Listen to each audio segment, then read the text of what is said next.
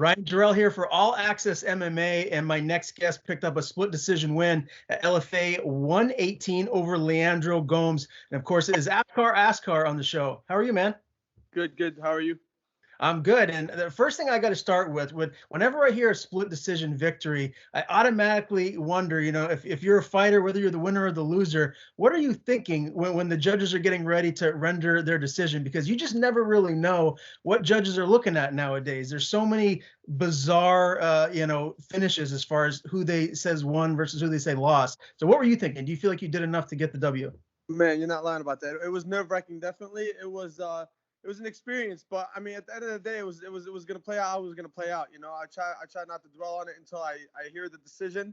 But in my mind, I was like, man, I feel like I did enough. I should get this win. I felt like it was honestly a unanimous decision, but I should have been unanimous across the board. I felt like it was that kind of fight. He really didn't do anything other than the third round back control for a little bit, but I ended up reversing it towards the end. But I get it. It was his hometown too.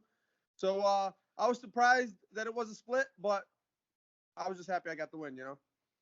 As far as any in-fight adjustments your team wanted you to make, I mean, were you following the game plan? Do you feel like, you won rounds 1 and rounds 2 and like it should have been a UD? Yeah, I felt like I was following the game plan we had, that we put it together in camp. I felt like I was following everything to a T. There was a few things obviously during the fight that you have to adjust to on the fly, and your corner recommends certain things.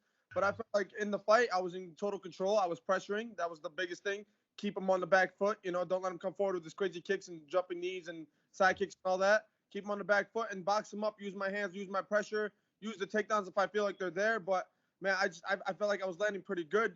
Every now and then we would do we would get into the upper body clinch and clinch up against the fence. But man, that man is strong. He's a Jiu-Jitsu black belt for a reason. Just got a second stripe the other month I heard on his black belt. So and that's pretty crazy. So it's like you gotta imagine this guy's grip. Every time we clinched up, I'm like, man, he wouldn't loosen up or nothing for me to even try to pop him with punches. So I was using my shoulder to strike him in the face a couple times. But overall, I felt like I had total control of the fight. I was going to ask you if you felt like there was anything that surprised you from him and, the style that he brought to the fight. And it sounds like maybe you didn't expect him to be as strong as he actually was.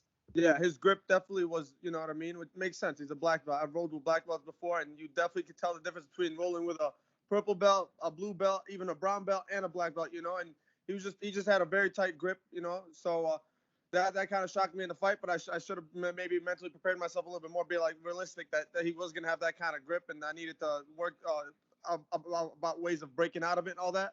But it is what it is. It's a learning experience, and I got to get in there and experience. I had this. That's my second black belt I fought.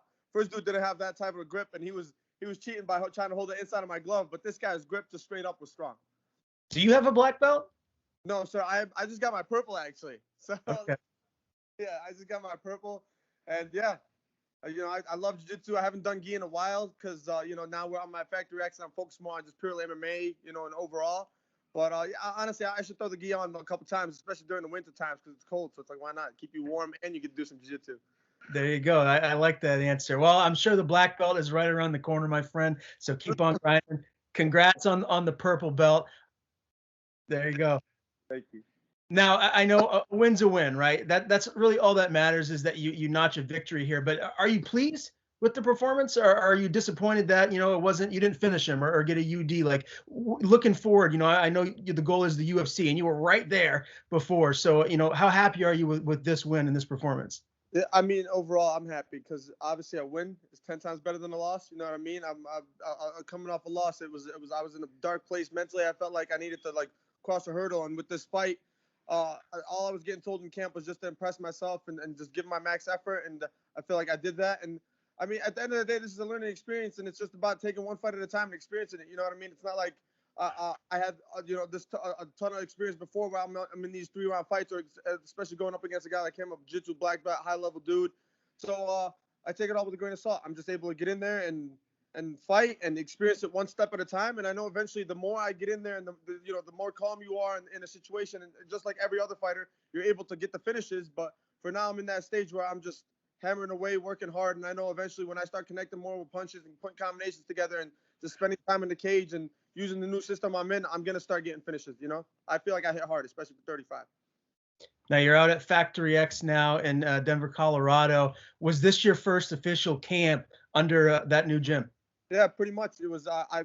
I was gonna I actually fought. I fought, what was it, like October or June or something. I fought my last fight, the fight for LFA, and Yeah. then they wanted to turn me around as quick as I wanted to come back. You know, they were like, we're doing a September show, and I was like, man, I need to just figure out a camp. So I talked to my manager and ended up trying giving Factory X a chance for like a week.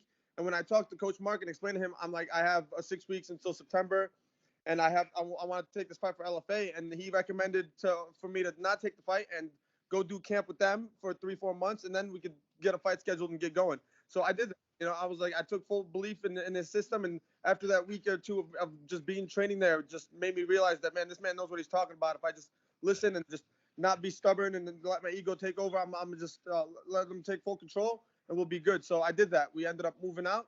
We've been there for 3 months, and they scheduled me for a fight about 5 weeks out, 4 weeks out from the date. You know, they told me one of the California cards, and then it ended up being Burbank, California, and you know, co-main event. So I was happy with it, and then ended up turning into main event the fight day. You know what I mean? Which was kind of cool. Made it a little bit more special of a moment, especially when they dim the lights and all that good stuff. Yeah, man, no doubt about it. So obviously around your weight class, there's a bunch of killers at Factory X. Who are some of your main training partners that you're primarily working with? Man, a bunch of killers, honestly. Come up and the guys that are in the UFC. I mean, the main training partners for this fight have been Chris Gutierrez. You know, I was helping him with his camp when he had his UFC fight, and man, it was just being able to just compete with him in terms of wrestling and striking. Just, you know, being in front of him is a blessing. You know, so I'm like, I'm in front of Chris Gutierrez on a daily basis. You know, what's this guy gonna do to me when you know? It's like that kind of thing, and I loved it. Jonathan Martinez is another guy. Yusuf Zalal, Vince Pichel, Alex Hernandez, all those guys, even at 55, you know, Jacoby Jones coming up, he just, you know, fought for LFA. Those guys just give me those rounds. And then obviously my younger brother, you know, now that we're living together and focused on training every day, you know, he gives me so much help. So yeah, those guys have been a blessing, honestly.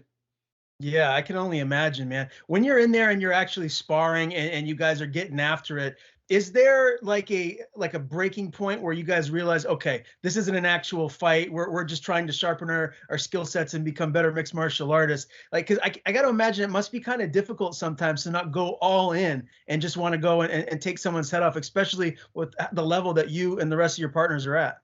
Yeah, hell yeah. I understand what you're saying, but at the same time, it's the room has no ego. Honestly, everybody knows what their place is, and then it's like when you have a fight, you know where what tempo and what pace you need, depending on how far out you are, you know. And if you're the guy giving the guy the round, you know how hard you need to be going. You know what I mean? And it's pretty crazy how like in sync it's been in terms of fights. Like Chris fought, so I got to do camp and ramp up my training and help him spar, and then Jonathan fought. You know what I mean? And then it was like 3 weeks or 4 weeks later, and then me and Colin England were doing the same camp. He fought over the weekend, and we had 5 people or 6 people fight on Sunday, which was also a nice thing. So we were all being active in that gym is what helps. And then guys know, like, okay, 4 weeks away, we're still going a little hard. 1 week out, you know, when like I had my fight week a week ago, I was getting rounds still, but it wasn't to the point where I took too much damage where I can't do this fight. You know, it was Yeah, perfect. that's great to hear, man. Now, I got to ask you about everything that took place when you got that short notice fight versus Cody Stamann. You're finally going to make, your UFC debut, which has been your goal for, I got to imagine, the beginning, right? And the doctor tells you you're not medically cleared. There's some sort of issue going on. You've talked about it in interviews, since that transpired. Have you got a chance to talk to that UFC doctor and get any clarity as to what's going on? I mean, at the end of the day, it was I thought I explained it before, but I did an interview with Nolan. But yeah, what's it called? At the end of the day, it was like I think it was a misread because I have in my left side of my heart or something that goes inverted. It goes the opposite direction. You know what I mean? And they did the heart scan, and they just needed to redo it just to make sure it was okay to fight with. You know, because I've never done a heart exam before, and doing it a week away from a fight, and then it coming back like bad or whatever, and they needed to redo it. So I did the logical thing I can do. They told me that I needed to retest. So I came back to Chicago, went to the best heart surgeon I could find out here. You know what I mean? Did the exam again, and they passed me. They're like, he has a thing with his heart that goes in the opposite direction, yes, but it's not to his detriment. It's not a problem. And it's just crazy that it took me, this long for me to find out. But it is what it is. As long as it doesn't matter, and I feel good. I could fight. I could, I proved that. Fought 2 times since. I can go any pace I need, and I'm good. So it's annoying and maybe a blessing all at the same time. Looking back in hindsight, maybe the experience that I'm able to achieve now, and then go back to the UFC. Fight in the UFC is gonna be a dub. Do you feel like that loss to Justin Wetzel at LFA here in June is going to set you back a little bit? Like, do you feel like you're going to have to string together maybe a couple more wins to get back on the UFC's radar? And honestly, I'm fine with that. Yeah, I mean, if it does, if it doesn't, you know what I mean. At the end of the day, you see, I feel like 11-2. I was coming off one loss against a guy at 7-1, 6-1. That's a fight that could be on a contender series. You know what I mean? If I do one win, they jump us on. You know how this is. You know how this game is. It's random. It's all about politics. It's all about this. At the end of the day, all I'm focused on is the same thing I've been focused on in the beginning, which is getting in that cage and getting a fight and just experience it and go up against another trained man and test your skills and see if the system training and the mindset that you've been working on the last couple of weeks works. You know what I mean? So just being able to do that is a blessing, and the extra politics and stuff and social media and money and all that stuff is a plus. You know, like I'm out here. I won my fight. I'm back home. I'm spending my time with my parents, just relaxing, seeing my family all day and night, and enjoying it for the next couple of weeks until I have to get back to camp. You know. Very good. Are you hoping to run it back with Wetzel at some point? I would love to run it back with Wetzel. That would be amazing. You know what I mean? He was over here talking a little bit of crap, and then he wants to see me at the fights and say hi. It's like, are we enemies or are we friends? What is it? But it's like, it is what it is. The fight played out how it played out, and I just felt like I felt like a little shyster in terms of he would what in the first round he acts like he got kneed in the nuts. You know what I mean? And wants to take a break, take some momentum away after he was gassing because I kept getting up. I get it. I got knocked down. He got on top. I got up, took his punch, and then he takes me back down. I get back up, you know, and then he slows the momentum down. And then towards the end of the round, you know what I mean? Towards the end of the round, he wants to lock up a triangle and hold it for an extra 3-4 seconds. I'm like, I hear the bell go off. I'm thinking I'm about to stand up, and he's squeezing, you know, gets complained by the ref.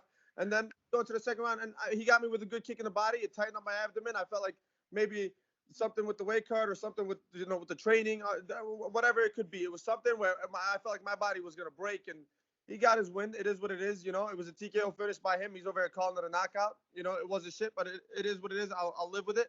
But honestly, if we could run it back, I wouldn't be mad at that. If he's over here not going to be on the contender series, or if the contender series is not going to come until next year, or if he's not taking any late notice fights in the UFC, we can run it back, and then winner gets the belt, you know, or I'll just wait till fight for the belt. We got many options. I love it. I love the answer, my man. So as far as when your fans can expect to see you back in action, where's your head at as far as your next fight? Are you going to take a little time off during the holidays and maybe rest and relax and come back in early 2022? Or are you looking to get right back in there as soon as possible and notch another win?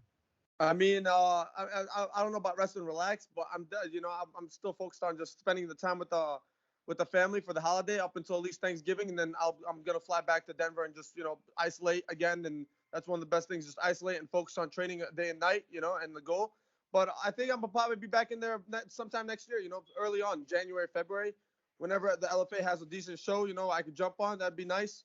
But I'm just focused on now. I'm just healing, just making sure my shins and my face are all, you know, nice and smooth and not bumped up, and then just get back on running, training, you know what I mean, hitting the workouts here I do in Chicago, and then plan my trip back to Denver. All right, man. Very good. Looking forward to seeing you back in action. Pleasure interviewing you for the first time. Before I let you go, I want to give you the floor. Tell people where to follow you on social media, and if you have anyone to thank, the floor is yours. Oh man, social media, my Instagram and my TikTok, that's AKMMA94. Those are my two favorite personally. I hate Twitter, and Facebook's old. And then yeah, that's about it. I just want to thank everybody from Factory X, man. The culture there has been amazing. Everybody has been so nice to us. You know what I mean? Me, my brother, and my training partner, so welcoming. You know, all the training partners, even people that come in after. You know what I mean? There's been a few guys that joined the gym after us, and those guys have been cool. You know, just when you come, the vibe there is so amazing, and everybody knows what the goal is. Everybody's a like-minded individual, just focused on success. So God bless everybody there. And then, you know, if you support me, I love you. If you don't, F you. And then, yeah, that's it.